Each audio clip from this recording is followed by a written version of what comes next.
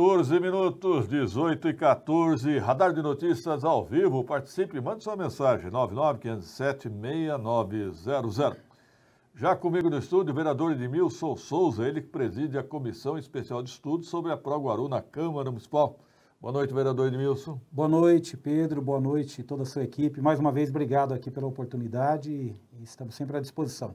Estava agendada para hoje nova reunião da comissão. Houve quórum? Houve. Tivemos quórum, inclusive, Pedro, hoje eu levantei lá, esperei completar o quórum para lembrar os vereadores, os colegas vereadores, que o nosso regimento interno, no seu artigo 93, coloca que se você tiver 3 faltas, você é excluído da comissão.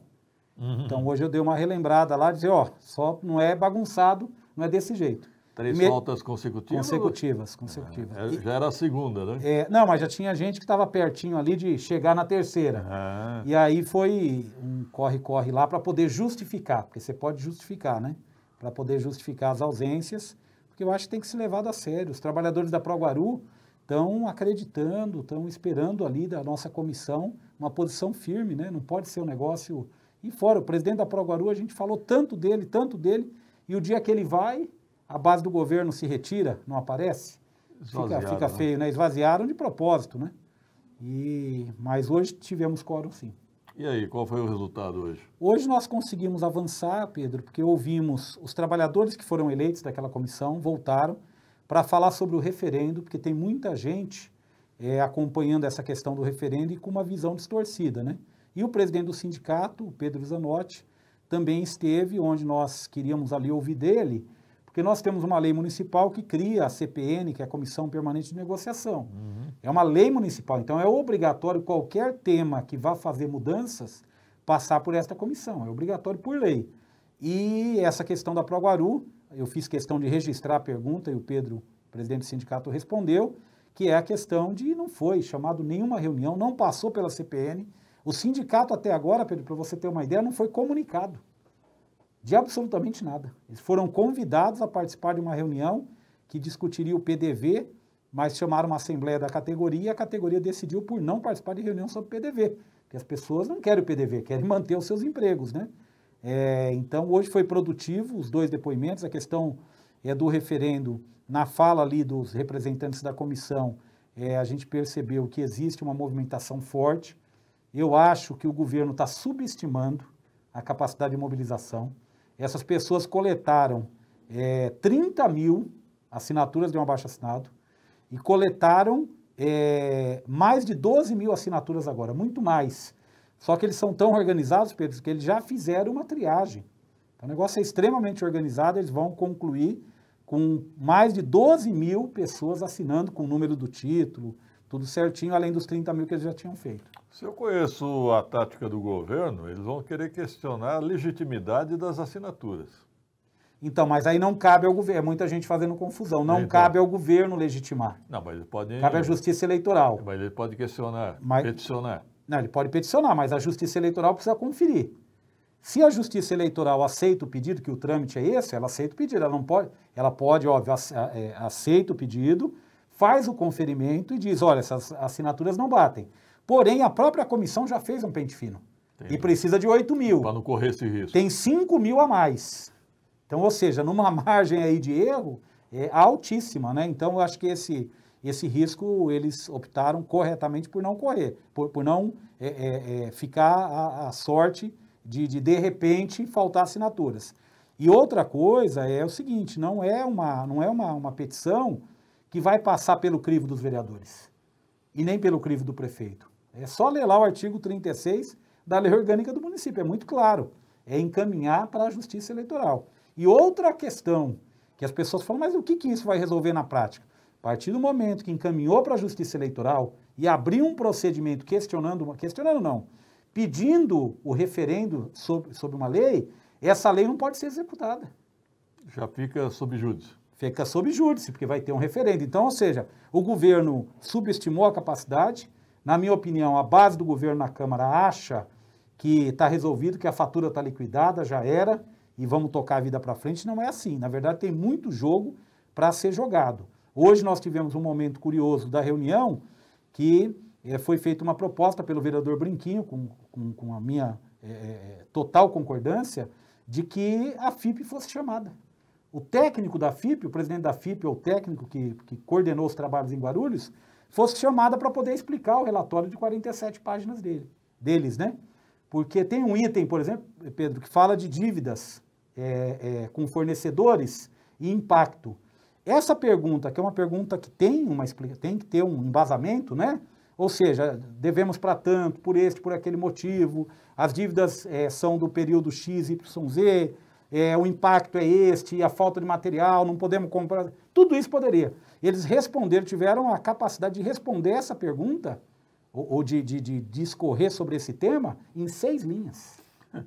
Então, ou seja, tem muita coisa para a FIP explicar. Só que, curiosamente, quando foi proposto, iniciou-se um debate e todos os vereadores da base do governo, que antes defendiam o relatório da FIP, todos eles diziam, não precisa da FGV porque vai ter a FIP. Agora a gente falou, não, então vamos trabalhar com o da FIP, chamando os técnicos aqui para serem ouvidos e esclarecer dúvidas. Aí eles foram contrários. Todos votaram para que a FIP não vá lá. Então, ou seja, é um constrangimento atrás de constrangimento. Agora, o jornalista João Franzin, que assessora sindicatos, ele me mandou uma informação de que há, em determinado momento ali, um balancete da Proguaru, e esse balancete seria positivo. Não sei se foi no ano de 2019. Não, tem um balancete que, não podemos falar em lucro, né? A empresa fechou com superávit. Então. Tem um ano de 8 milhões, 2000... Eu vou chutar, eu acho que foi 2018. 17 para 18. 18, na verdade, acho que foi 18. Então, ou seja, tem esse balancete, inclusive, apontando isso fora. O próprio relatório da FIP, Pedro, ele coloca um monte de contradições. Por exemplo, essa de não discorrer sobre isso. O balancete não aborda nenhuma outra medida que foi tomada para se conter uma crise que se faz acreditar que é uma crise enorme na empresa. O balancete não cita uma vírgula. O Tribunal de Contas aponta a questão dos comissionados. O estudo da FIP não aponta uma vírgula sobre comissionado, que é uma sangria. Um dos problemas da empresa é pagar 20 milhões por ano, mais de 20 milhões com cargos comissionados. E o relatório da FIP não aponta absolutamente nada sobre isso, porque o número de comissionados no último período cresceu muito. Então, ou seja, é um relatório que foi direcionado para poder se preservar o último período, na Proguaru, se falar muito, ou se falar bastante sobre os períodos anteriores, e no final um arranjo ali, em 8 páginas, 6 páginas, para dizer que a empresa não tem condição de continuar. Bom, pelo que eu entendi, o senhor dá como certo o referendo, então? Eu dou como certo o referendo. Mas isso é que está fora do script, hein, de muita gente, hein? Por isso que eu estou dizendo, eu estou alertando, porque tem gente que fala, não, mas quando for votar na Câmara, os vereadores da base do governo que apoiam o prefeito vão derrubar o referendo. Não vota na Câmara. Não vota. Ah, não, vai para o prefeito, porque o prefeito vai... Não, o prefeito não tem nada a ver com isso, não vai para o prefeito.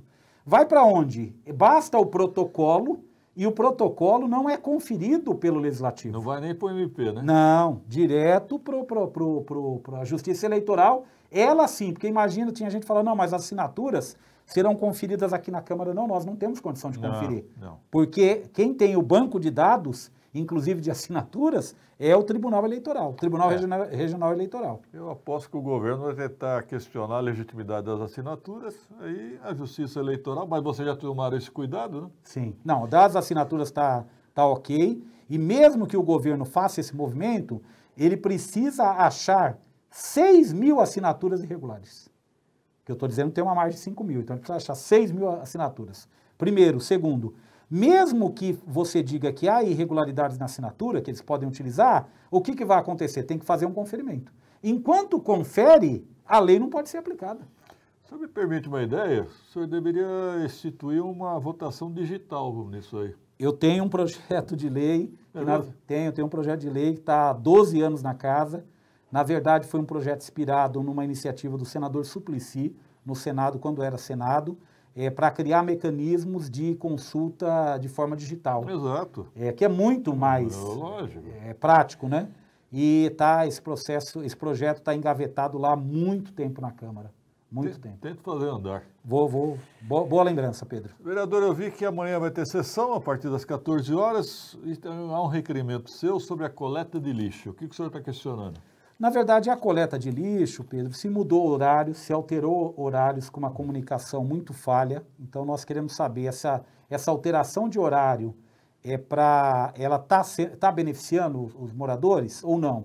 Porque a dúvida que eu tenho, por exemplo, vou citar um exemplo. O bairro, na região do Cocaia, passava em determinadas ruas a coleta de lixo 9 horas, 9h30 da noite. Teve dia que passou às 5 da tarde. Qual que é o problema das 5 da tarde? É para ajudar na empresa, porque não ajuda o morador. Porque o morador que está chegando de casa, ele chega às 6, 6h30. Ele vai recolher todo o lixo, põe para pôr para o lado de fora. Então, Pedro, eu desconfio que estejam se fazendo uma alteração para melhorar as condições de lucro da empresa. Mas como assim? Após as 10 horas é obrigado a pagar o adicional noturno. Se você encurta a jornada, se você puxa para um horário mais para baixo, você deixa de pagar isso. E o morador, o munícipe que... E atrapalha o trânsito, né? Além disso, outra coisa que não está nesse requerimento vai entrar num outro, que é o seguinte, não sei se você tem visto, se chegou informação para você, no site da prefeitura tem caminhões novíssimos, fazendo coleta de recicláveis. Latinha, papelão e tal. Da empresa. A empresa está coletando reciclagem. A pergunta que eu faço é a seguinte, tudo bem, a empresa está coletando reciclagem, está levando para onde? Boa pergunta. É uma cooperativa? Eles estão doando para alguém? Eles estão utilizando isso para aumentar a margem de lucro deles? Então, ou seja, é outra coisa que a gente está investigando nesse contrato, que me parece ser um contrato... Tem que ter a destinação final. Pois é. Lá não diz.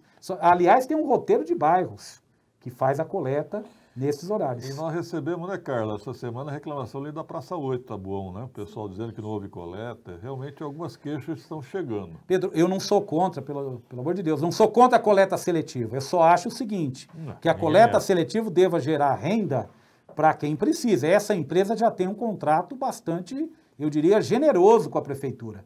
Então, ou seja, porque essa coleta, por exemplo, outro dia, esses dias, anteontem, estava na Tapajós, passando por aquelas ruas ali. Ali, entre aspas, é um lixo... gastronômico. Gastronômico. Ou etílico. Não, porque você tem lata, você tem vidro, você tem papelão, que tem um valor no mercado considerável. Então, ali passavam uma série de catadores, não necessariamente o catador com uma carroça, entendeu? É um carrinho velho. É um carrinho velho e tal, fazendo ali a renda dele ajudando o planeta e ajudando a cidade. Agora, nós vamos colocar também a empresa que já tem esse contrato todo para poder tirar esse pouco de geração de renda dessas pessoas? Eu só quero saber a destinação final. É a minha pergunta lá também. Tá bom. Quem é que está recebendo isso? Falando em pergunta, vereador, chegou um telespectador para mim e falou aquela denúncia que o vereador Edmilson fez sobre prescrição de prazos, de dívidas. É verdade, não falamos mais sobre isso. Vamos, é verdade. Mas vamos aproveitar rapidamente para dizer aqui. Pedro, eu até falei na sessão da Câmara, semana passada, na quarta-feira passada, que os absurdos estão acontecendo na cidade de Guarulhos. A pessoa que é investigada pelo MP com uma denúncia nossa, que tem 2.000 páginas de provas e de denúncias. Caramba, 2.000 páginas. Nós estamos cobrando uma providência da Corregedoria, da Controladoria, e não obtivemos sucesso.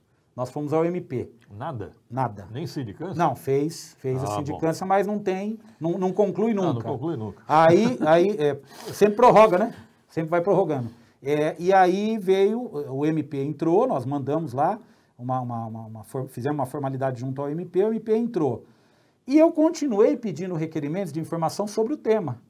Porque, por exemplo, produtividade de alguns funcionários, quem eles estão autuando e quem eles não estão autuando, ou seja, na linha de investigação que a gente estava fazendo. Curiosamente, a pessoa que é investigada é que me responde os meus requerimentos. E a primeira resposta que ele me deu, ele fez um documento de 6 páginas, fazendo a defesa dele. E dizendo que os vereadores da Câmara Municipal têm que me investigar. Tem que te investigar? Tem que me investigar, porque eu estou investigando algo que é para desestabilizar o serviço dele. Aí o que eu fiz? Eu peguei esse documento, guardei esse documento, já fui. Essa semana eu estive na Corregedoria. Mas assim tudo. E disse ao corregedor, olha, eu estou sendo privado do meu direito de fiscalizar Ele, inclusive, coloca lá no texto, ele cita o nome de uma empresária, dizendo que ele está fazendo o serviço dele e eu estou perseguindo tal empresária, porque eu pedi processos que estão no nome de determinada empresária. Aí eu peguei tudo isso, fui ao corregedor anteontem, não, foi semana passada, acho que foi quinta-feira. Sexta-feira eu estive no corregedor dizendo, olha, isso aqui está insustentável, eu quero saber como é que anda. O corregedor me disse que os processos estão andando, e eu disse, olha, eu não quero entrar com uma questão de improbidade, porque na verdade se trata disso. Eu estou perguntando algo, estão dizendo que eu não posso ter acesso? O que seria de tão sigiloso em alguns empreendimentos da cidade que eu não posso ter acesso? E curiosamente, pessoal, só te interrompendo, um processo que eu pedi me foi negado por essa argumentação ridícula. Esse mesmo processo, nas suas folhas, tem uma consulta que foi dada ao vereador Carneiro no ano passado. O vereador Carneiro pode consultar, eu não posso consultar. O Carneiro é da base. O Carneiro é o líder do governo. Era, né? Eu sou da oposição, ou seja, eu quero saber qual que é o critério, ou eu vou trabalhar para o vereador Carneiro assumir a vaga dele na Câmara e eu pedir para ele me emprestar os requerimentos. Não está difícil, não. Ah, é? Eu não sei. Isso cheira a texto de advogado, não cheira, não? Sim, sim. É uma construção ali de dizer, como o caso é tão escandaloso e é tão grave, Pedro, isso é uma forma de fazer, de tentar intimidar, de tentar fazer com que a gente não faça o nosso papel. Inclusive a comissão de funcionalismo, eu pedi à comissão de funcionalismo que analisasse a nossa denúncia e que desse seguimento. A comissão fez um pedido de solicitando informações. Quem respondeu o pedido de informações? O próprio acusado. Então, ou seja, virou uma coisa bizarra.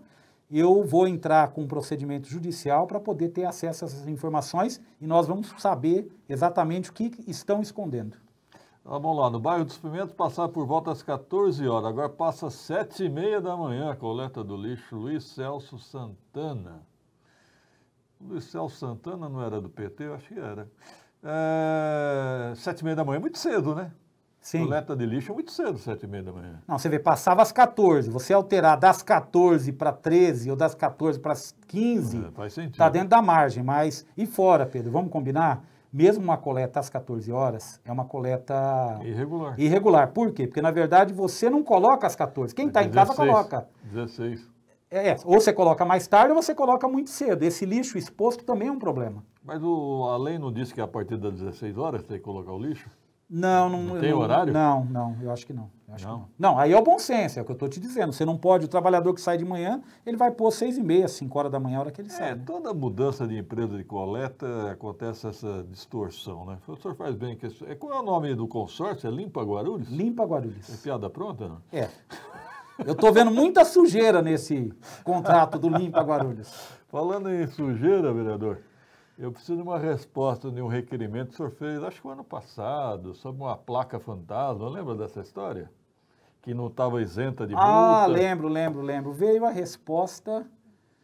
Nós não falamos disso aqui depois? Não, mas eu vou precisar desse requerimento. Não, tenho lá. Tem no arquivo, veio a resposta. Semana que vem o senhor vem falar aqui. Era do secretário? Que era uma placa, que não, era imutável, não existe essa palavra, né? Não podia ser multado. Inimputável. Deve ser por aí. Obrigado, vereador Edmilson. Obrigado, Pedro, mais uma vez. Um abraço aí, obrigado pelo convite. Bom, se me permite dizer, me corrija se eu estiver errado, então a boa notícia é que vai ter referendo sobre a Proguaru, é isso? A boa notícia é essa.